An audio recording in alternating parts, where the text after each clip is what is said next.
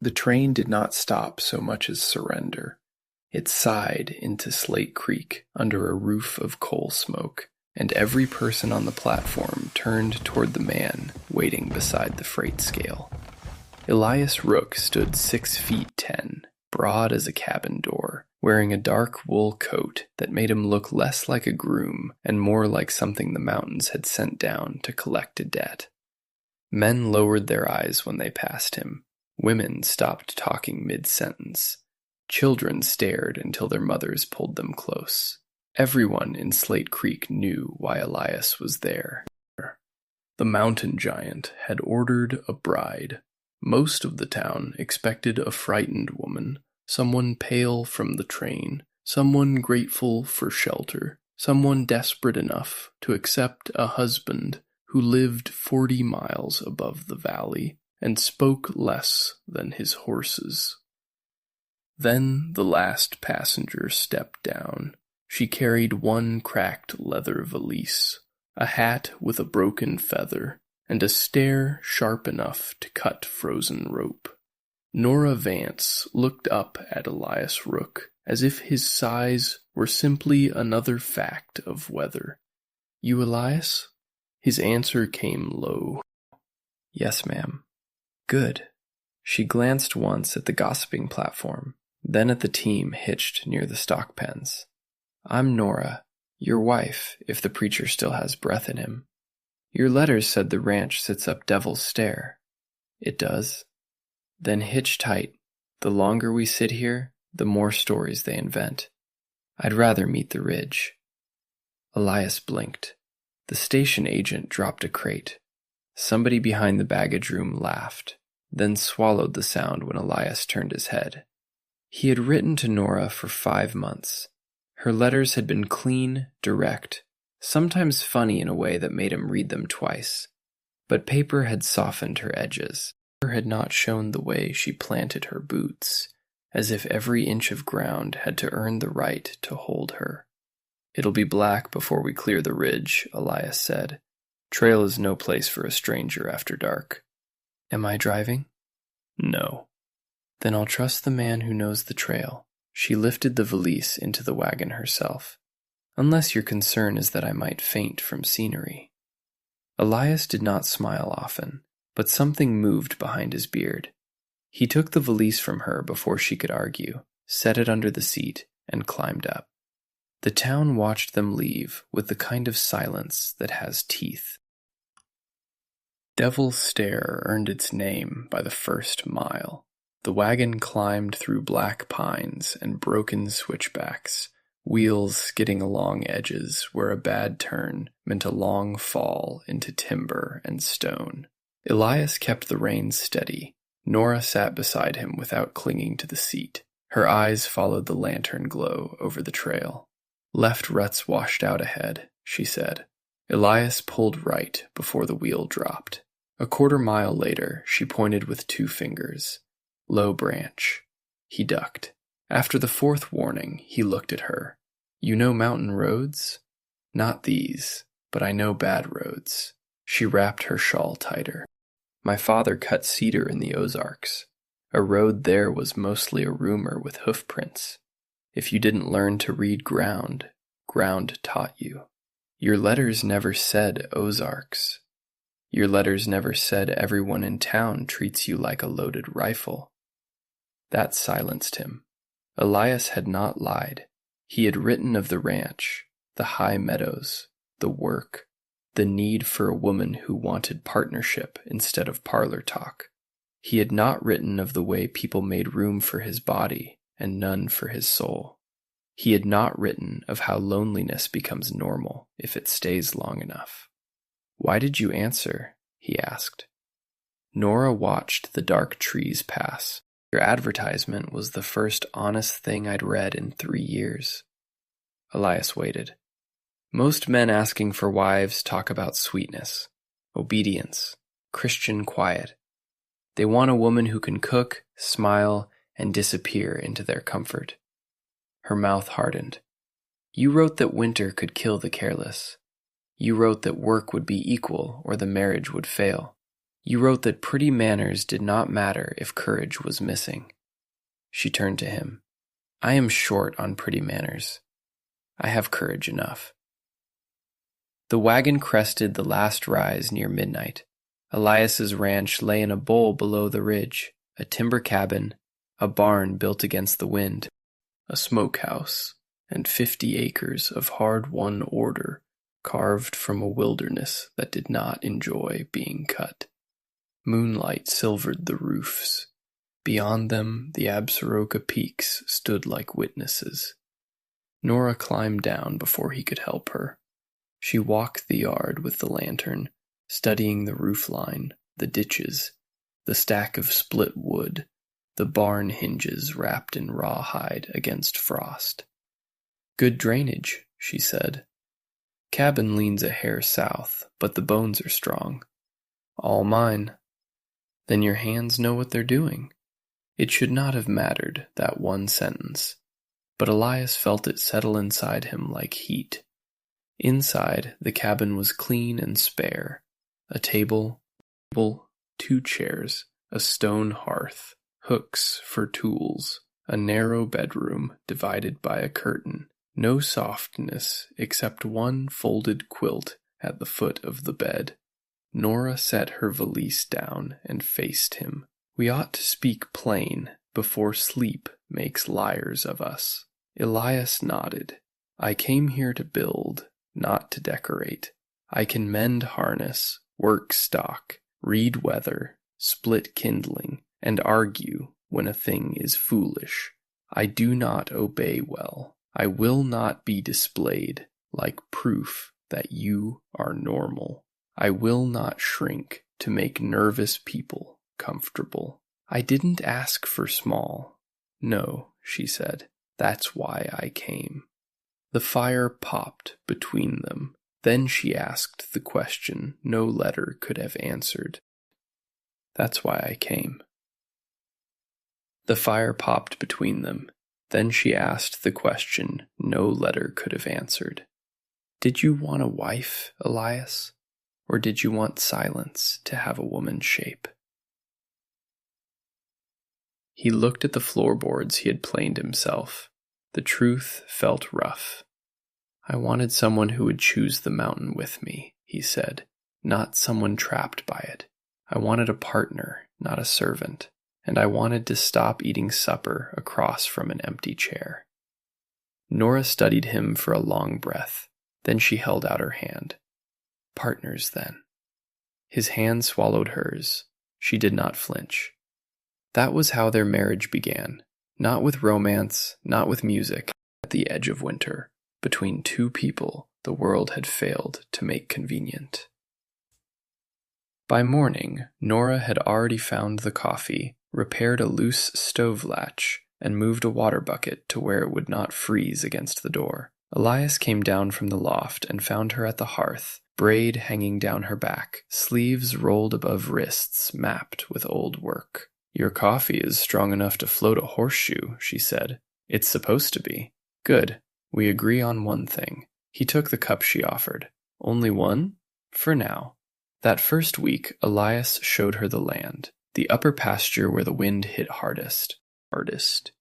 The creek that ran well in spring and sulked in August. The hay meadow. The mare line he hoped to build into a real breeding program. The north fence, sagging where elk had broken through. Nora asked more questions than he had heard in years. How much hay per head if snow closes early? Where does the runoff go when the thaw comes fast? Who buys your horses? Who holds debt on the valley stores? That last question made him look at her. Why ask that? Because land is never threatened by weather alone. Men are usually worse. He learned quickly that Nora Vance Rook had not come to be impressed. She had come to measure the truth. Later, they rode into Slate Creek for supplies, and the town measured her back. The general store went quiet when Nora walked in wearing trousers under her skirt for riding, mud on her hem, and Elias's old work gloves tucked in her belt. Mrs. Alma Pike, who ruled the counter like a pulpit, looked Nora from boots to hat. "Mrs. Rook," Alma said, the name carrying both greeting and warning. "We do try to keep a proper standard here. How fortunate for you." A man near the flour barrels coughed to hide a laugh. Alma's mouth pinched. "There is a women's circle on Thursdays. Help new wives understand how respectable homes are kept." Nora lifted a sack of salt before Elias could reach it. "If the circle knows how to shoe a lame mare, I may attend." "Surely Elias does not expect you to do stable work." "I expect myself to be useful." "That kind of usefulness can make a husband look weak." Nora turned fully then. "If a man's strength depends on his wife pretending to be helpless, he never had much strength to begin with." The silence after that had weight. Outside, Elias loaded the wagon while 3 women stared openly from beneath the awning. One of them, Beatrice Weller, wife of the largest cattleman in the valley, stepped forward. "Mrs. Advice from a friend.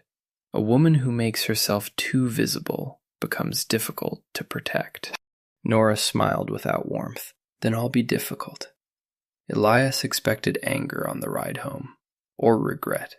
Instead, Nora sat quiet until Slate Creek disappeared behind them. "Does it bother you?" she asked. "What? That I made them dislike me?" Elias considered the honest answer. A month earlier, he might have hoped a wife would make him less strange to the town. Nora had done the opposite.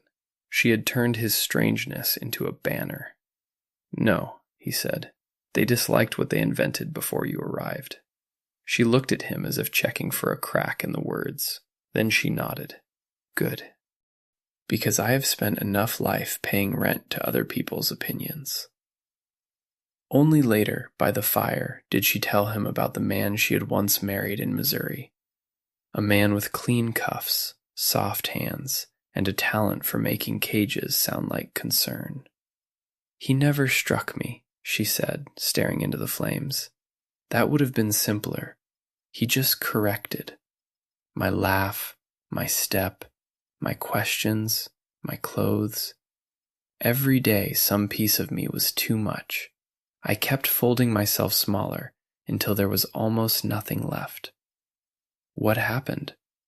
"One morning I saw my face in a shop window and felt sorry for the woman looking back. I left her there and became someone else." Elias did not know what to say. Nora looked at him. "Your letters sounded like a place where I might not have to fold." He answered with the only vow that mattered. "Not here." Autumn hardened. Nora proved herself before anyone was ready to admit it. She handled green horses with a calm that made men look foolish. She found a better place for winter hay, higher and drier. She noticed that the creek bank near the lower crossing was undercut and would collapse come spring. She mended fence, cleaned rifles, salted meat, and once drove a stubborn steer out of a bog with language that made Elias choke on his coffee. The ranch changed under her hands. So did the cabin. Not in ways that made it less his, in ways that made it more alive. A shelf near the hearth, dried herbs above the window, a second mug always within reach.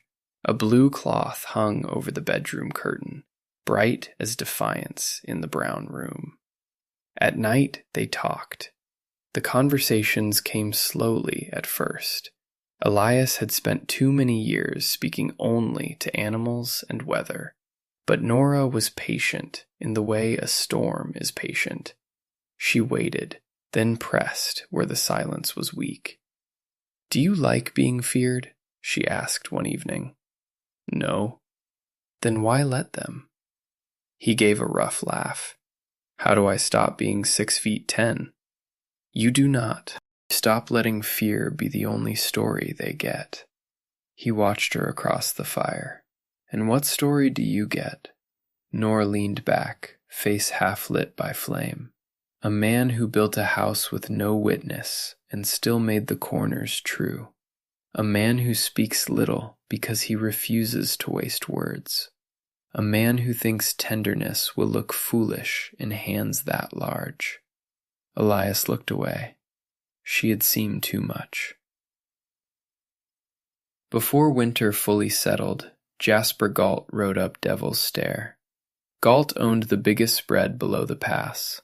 He owned half the grazing leases, 2 freight contracts, and enough county officials to make law feel like a hired hand. And he arrived with 3 riders and his wife Beatrice, whose smile could freeze cider. Elias was repairing a corral gate when they came in. "Rook," Galt called, swinging down from a glossy black horse. "You've made improvements." Elias kept the hammer in his hand. "Need something?" "Always direct." Galt looked around the yard with appreciation that felt like theft. "This place sits on the cleanest route between my lower range and the timber claims. Good water, high grass, defensible ridge. Shame for one man to hold it so small. It holds what I need. For now."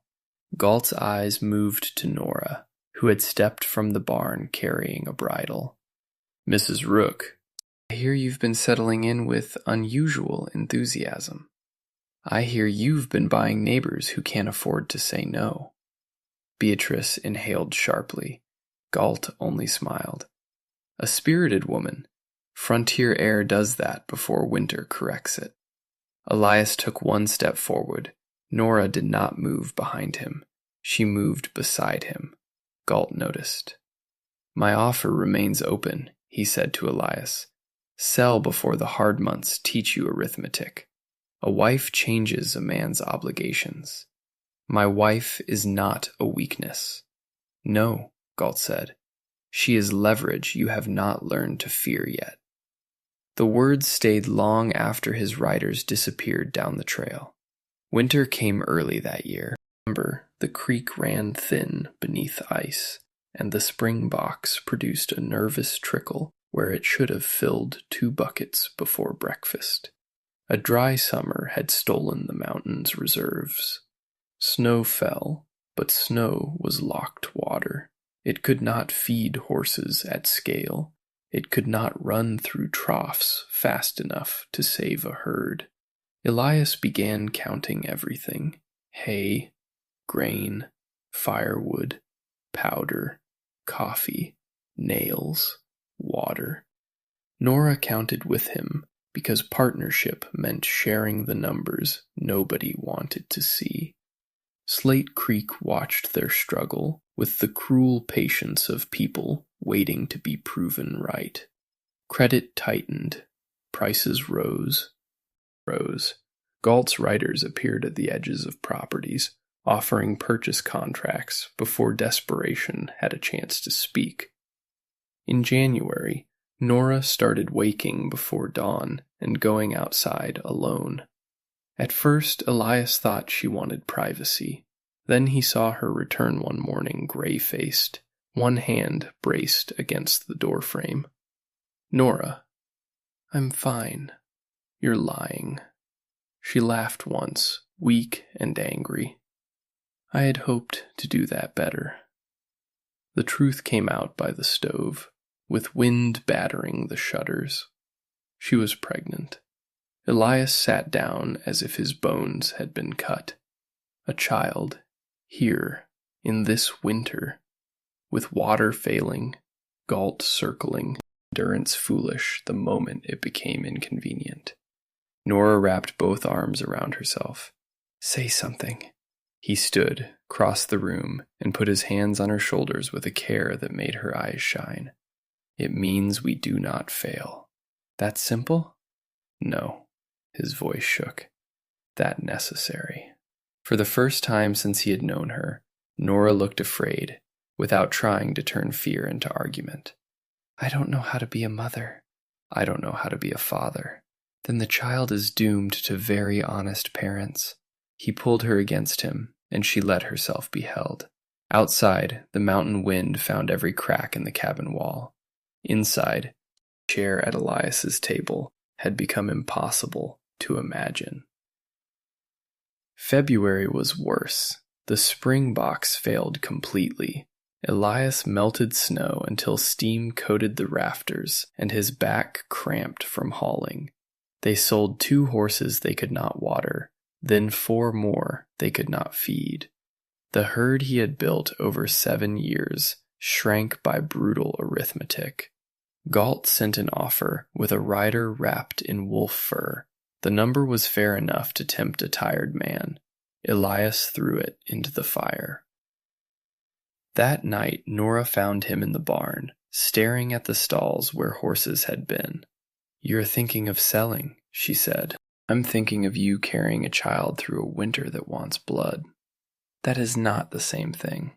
"It feels the same." "No." She moved closer, slower now, with the heaviness of pregnancy and exhaustion. "Selling to protect us may be wise. Selling because fear has started speaking in your voice is something else." Elias turned on her, then stopped because she looked so tired. "What if fear is right? Then we listen to it. We do not kneel to it." The child came 6 weeks early in a storm that buried the door. Nora's water broke just after midnight, while the wind screamed down Devil's Stair hard enough to make the rafters groan. "No," Elias said, the word torn from him. "Not now." Nora gripped the table until her knuckles went white. "She disagrees." "She? I've decided." There was no doctor, no midwife, no road. Only a man who had delivered foals with his sleeves rolled up, and a woman whose courage had finally run out of jokes. Hours became animal. Elias boiled water because he had heard that men boiled water in such moments. He laid cloths near the fire. He fed the stove until the cabin sweltered. He let Nora crush his hand until he thought bones might crack. "I can't do this," she gasped once. He put his forehead to hers. "You are doing it."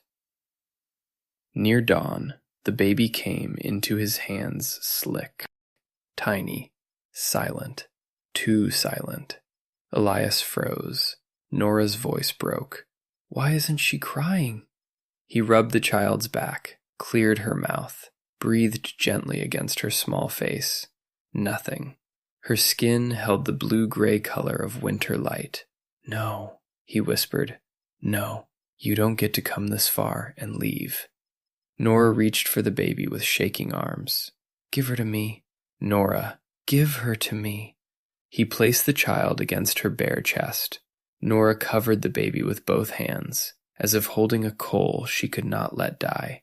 She bent over that silent little body and spoke words Elias could not hear. Then the child coughed. Once. Again. And the cabin filled with the thinnest, angriest cry in the world. Elias went to his knees.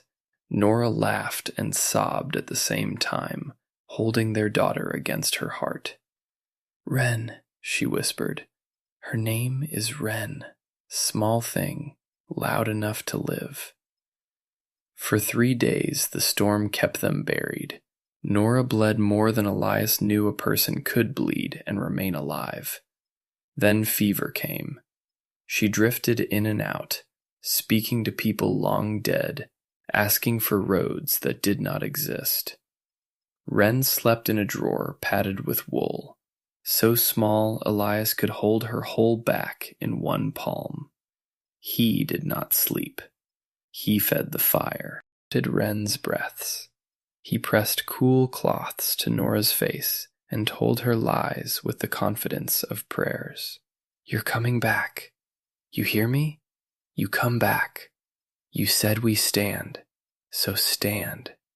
On the 4th morning, Nora opened her eyes clear. Elias was in the chair beside the bed. Wren tucked inside his shirt against his chest for warmth, his head bent as if exhaustion had finally murdered him. Elias, she whispered. He woke like a rifle going off. You're here, he said. Was I elsewhere? Too close to elsewhere. Her gaze dropped to the bundle against him. How is she? Opinionated. That's my girl. The doctor reached them 2 days later to make the room colder. Premature, he said of Wren. Underweight. Keep her warm. Feed often. If her lips blue or she cannot wake, get her down the mountain. Then he examined Nora and shook his head. She should not lift more than the baby for 6 weeks. Nora laughed until she coughed. After the doctor left, Elias stood outside in snow up to his knees and felt the old loneliness return in a new shape. Before, solitude had been empty. Now it was crowded with people he could lose. Nora found him there, wrapped in a coat, pale as candle wax. You're making that face again. What face? The one that decides suffering is noble if you do it alone. He could not answer. She took his hand and placed it over her heart. I did not come here to watch you carry every hard thing until it crushes you. We chose this together. We stay or leave together. You nearly died. So did Wren. That is why the choice matters. Her eyes sharpened. Comfort is not the same as safety. I learned that in a fine house with clean curtains and no room to breathe. He looked toward the snow-choked pasture, the frozen troughs, the barn that held too few animals and too many worries. What do you want? Nora's voice dropped. Want our daughter to grow up on land where nobody bought our surrender. By March, even stubbornness needed water. The creek was a scar. The springbox was dry wood. The horses nosed snow and lost flesh. Elias rode to 3 neighbors and found 2 packing wagons, 1 cabin already abandoned with a child's rag doll frozen to the porch. The mountain was emptying. Nora watched smoke rise from a lower claim one evening, the owner burning useless sheds before leaving. How many gone? 11 families since New Year. And Galt buys what they leave. Elias nodded. Nora shifted Wren in the sling across her chest and pointed toward a shallow swale north of the barn. Dig there. He followed her finger. For what? Water. The spring was over there. The surface spring was over there.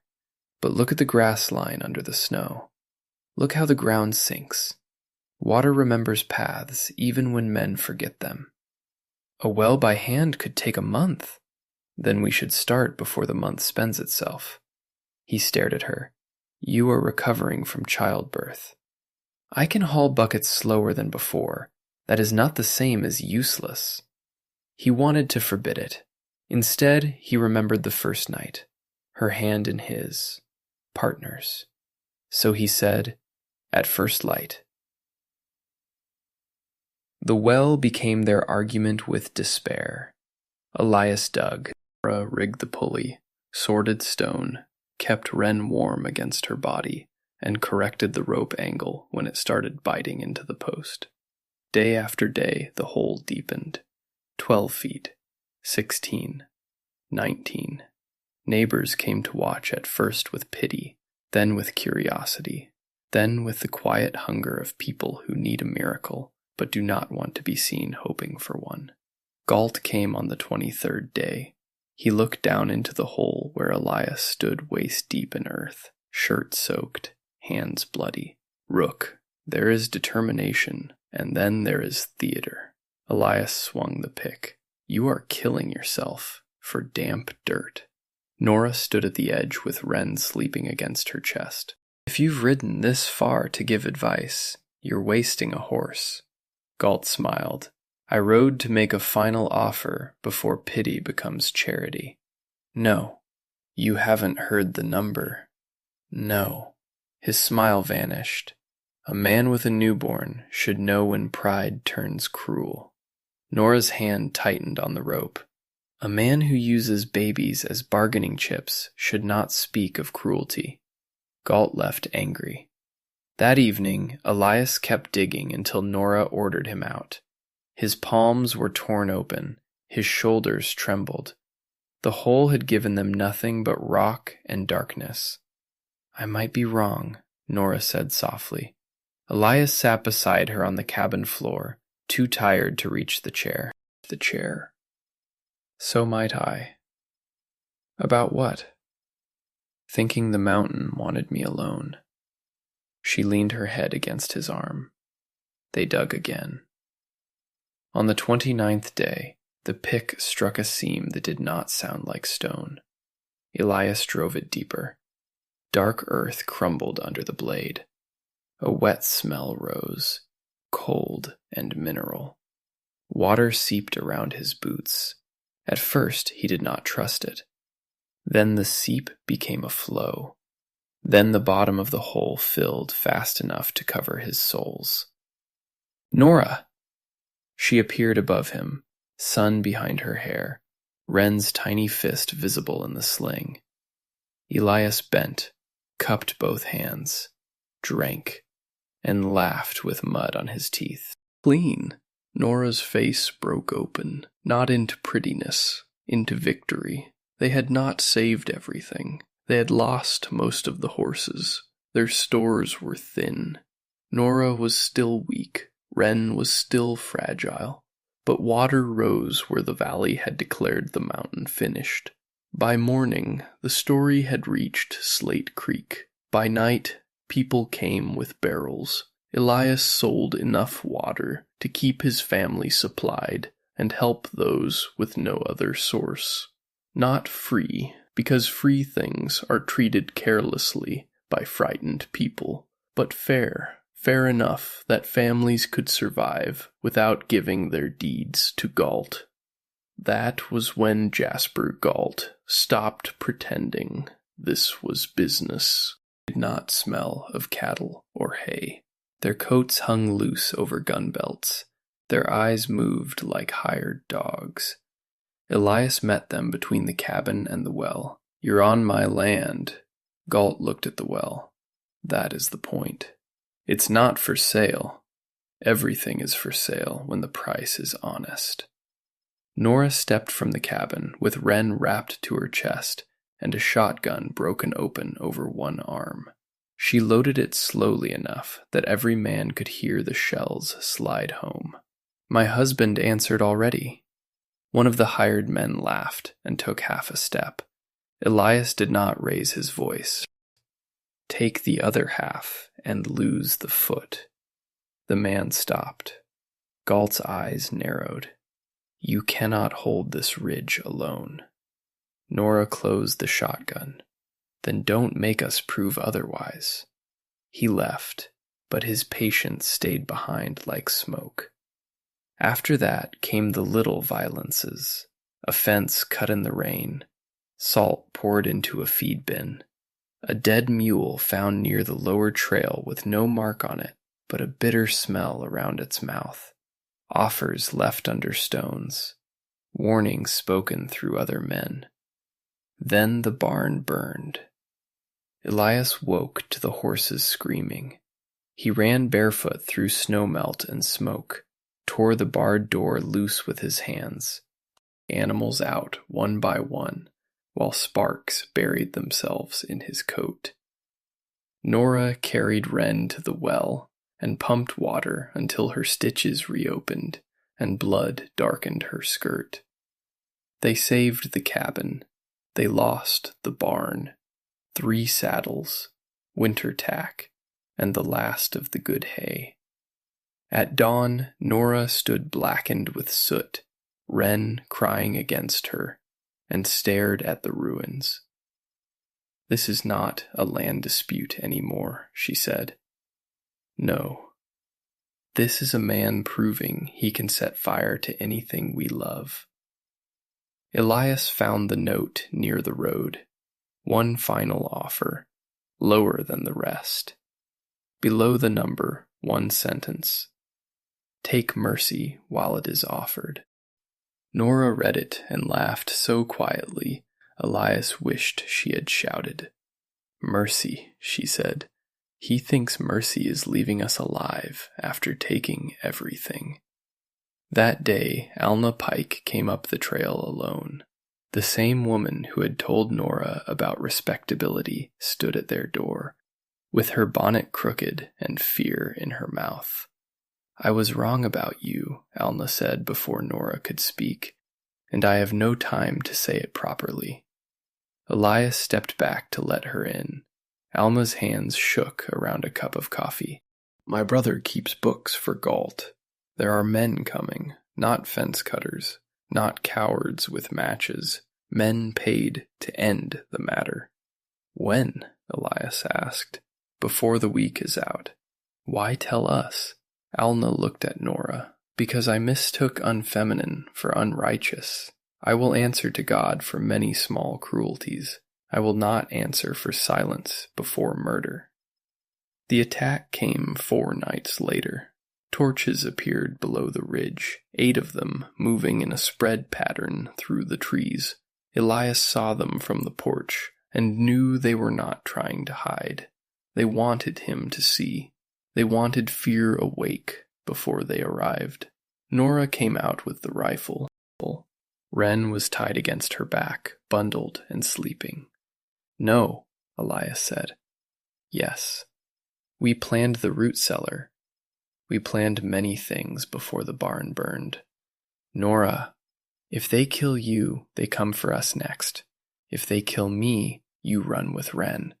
But I will not sit under the floor listening to men murder my husband." The torches reached the yard. Galt rode behind them on a gray horse, dry and clean as judgment. "Elias Rook," he called, "you have 1 hour to gather your wife, your child, and whatever pride you can carry. After that, the buildings burn." Elias stepped into the yard. Faced each other under a hard spring moon. "You've already lost," Galt said. "You just refuse the courtesy of knowing it." From the darkness behind the woodpile came a sound Elias had not expected, a rifle cocking, then another, then the scrape of boots on frozen mud. Alma Pike stepped into the lamplight, holding a shotgun nearly as long as her arm. Beside her stood the blacksmith, the barber, 2 freight drivers, 3 women from the Thursday Circle, and half a dozen men Elias knew only by nods. More lanterns appeared along the ridge. Galt turned slowly. Alma's voice shook, but it carried. "Federal Marshal is in Slate Creek taking statements. Your brother's books are with him. So are the notes. So are the names of the men you hired. Anyone who lights a torch tonight hangs alone." The hired men shifted. Paid courage is a shallow well. One by one, they backed away. Galt stared at Elias, then at Nora, then at the townspeople who had decided fear was no longer respectable. "You think this ends it?" he asked. "No," Nora said, "but it changes who is watching."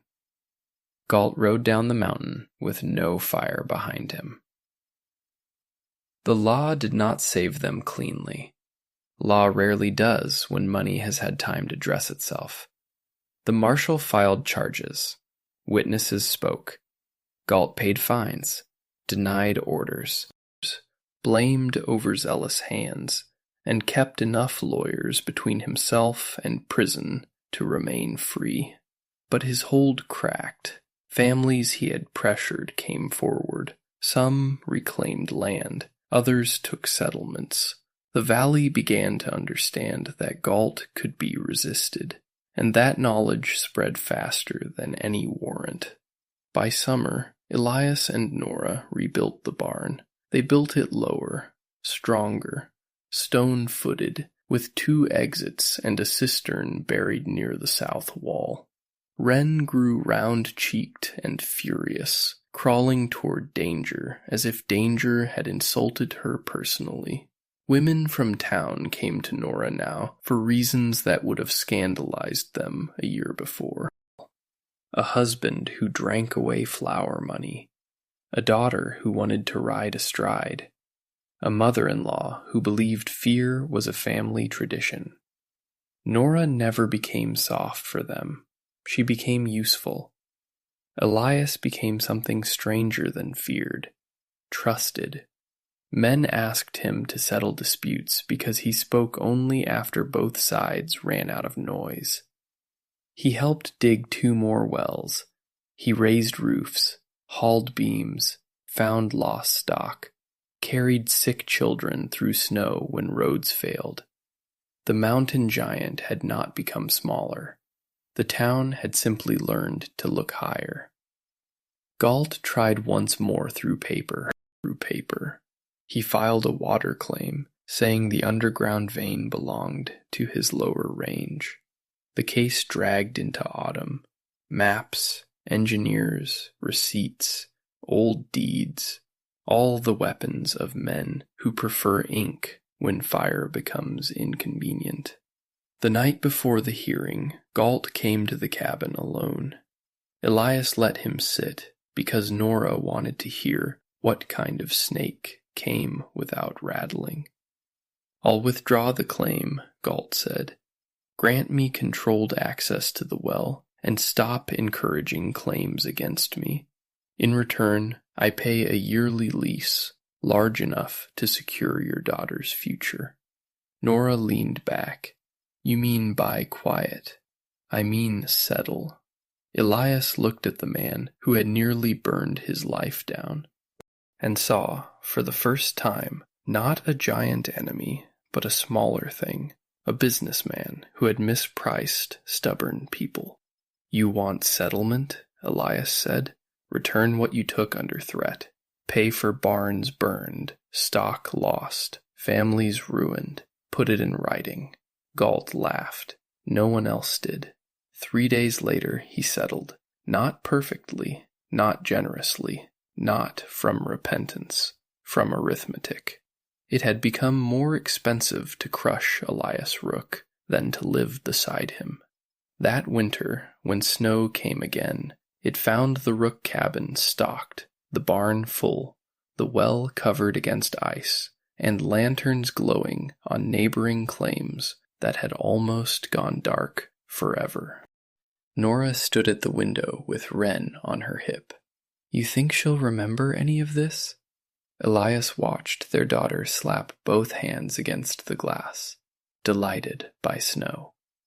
"No." "Good," Nora said.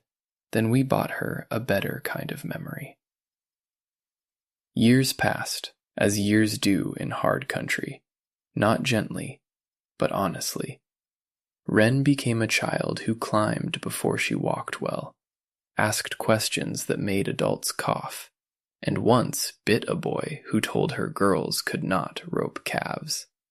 Nora made her apologize for biting, then taught her to rope better. Galt aged into caution. He even returned once, 3 years after the settlement, with a business proposal no one expected: livestock trading, fair contracts, Elias's name where trust was needed, Galt's capital where money opened doors. Nora read the papers twice. "This is either the smartest trap he ever set," she said, "or the first useful thing shame has done for him." Elias took the partnership only after the contract gave him veto power, open books, and authority to kill any deal built on pressure. People whispered that the giant had sold out. Then a young couple on the East Ridge came to him after Galt's foreman tried the old tricks. Elias rode to Galt's office and put the contract on the desk. Stop him or lose me. Galt studied him. Away profit over strangers? Yes. Why? Because the whole point of winning was not becoming you. The foreman was gone by sundown. After that, the whispers changed. Money came. Elias and Nora used it the way they used water. Carefully, where it could keep things alive. Low-interest loans for small ranchers. A schoolhouse with a stove that worked. A medical cache for winter. Shared equipment no single family could afford. Nora trained girls to handle horses, accounts, and firearms with the same standard she gave boys. Do it well or do it again. Blackwater Ridge became less lonely, not easier. The mountain never apologized for being mountain, but less alone. When Wren was 16, she stood beside Elias mending fence and asked what she was supposed to do with her life. Everyone thinks I'll marry one of the valley boys and settle near a cook stove, she said. I don't hate cook stoves. I just don't want one to be the border of my world. Elias hammered a staple into the post. Then don't let it be. That simple? No, just that necessary.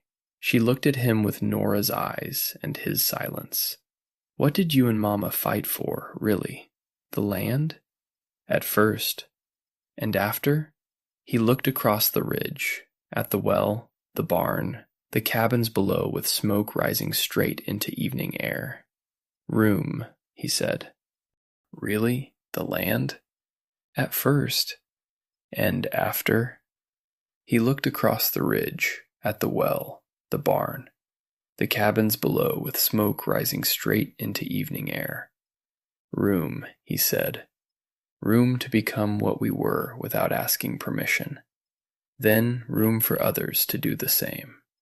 Wren left for Helena the following year to study law, scandalizing half the valley and unsurprising the other half. She came back with books, sharper questions, and a habit of helping smallholders read contracts before signing their lives away. That became the true harvest of Elias and Nora Rook. Not the horses, not the well, not the settlement papers, not even the land. That strength was not the right to stand above people. It was the duty to stand between them, and whatever meant to break them. 41 years after Nora stepped from the train with one cracked valise and no fear of giants, she sat beside Elias on the porch of the same cabin, now expanded by rooms and grandchildren and the accumulation of a life fully lived. Her hair had gone silver. His shoulders ached when weather changed. Her hands were crooked from rains and work. His legs still burned where a bullet had once passed through. Below them, Blackwater Ridge held its evening lights. Do you ever regret choosing hard? Nora asked. Elias thought of the night Wren was born blue and silent. The month in the well hole. The barn fire. Galt's torches. The years of fighting not to become what they had defeated. No, he said. Hard was the road, not the destination. She smiled. That sounds almost poetic. Careful. He took her hand, the same hand that had shaken his in a bare cabin when everything between them was risk. I regret the fear, he said, not the love. They sat until the sun dropped behind the peaks, and the first cold stars opened over the ridge. The mountain had never cared whether they lived or died. The town had cared too late, then enough. Jasper Galt had cared only when resistance cost him money. But Elias and Nora had cared from the beginning about one thing the world kept trying to price: the right to remain whole. That was what they gave their daughter. That was what they gave the ridge, not a legend about a giant and his wild bride. A proof that two people who refuse to shrink can make enough room for others to stand tall.